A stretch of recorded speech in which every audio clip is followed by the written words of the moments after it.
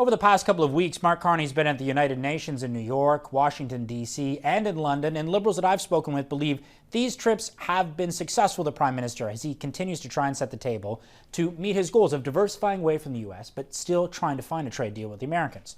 Now, both at the UN and in London, Carney met not only with world leaders, but 12 high-level business people, including Bill Gates, major infrastructure investors, and top folks at Google, Dow, and aluminum giant Alcoa, the kind of people that Carney wants to be in a meeting with to pitch on investing in Canada based on the changes he is proposing to the Canadian economy. And while you do need to get into a room with folks like that to try and get things done, the political issue for Carney is he's promised to build things at speeds never seen before, and so far, no new major infrastructure projects have been green lit under him. So just like there's pressure on him to try and get a deal with the U.S., the pressure's starting to mount to try and get major projects underway because a successful re-election bid for Mr. Carney will likely depend on attending some ribbon-cutting ceremonies under projects that have been approved under him. The other big issue for him, of course, is working with the Americans. And that core strategy that he proposed during the election, elbows up, saying that Donald Trump is trying to break us so he can own us, all that talk is now over. The Oval Office meeting was a total love-in, which Liberals that I've talked with, they think will actually help Canada get a deal.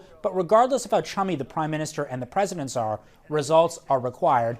And if you talk with senior Liberals, they're not particularly eager to rush into a deal. They want to try and rag the puck and bring all those sectoral tariffs, including on steel and aluminum, into the broader renegotiation of the 2026 Canada-U.S.-Mexico free trade deal. But the PM admitted this week that there'll likely be multiple deals.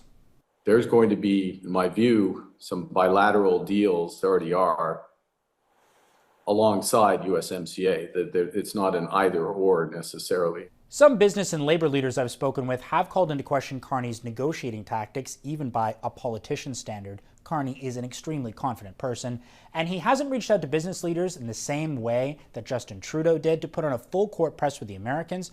We'll see if that strategy changes as the pressure continues to ramp up on the Prime Minister. Mackenzie, Global News, Ottawa.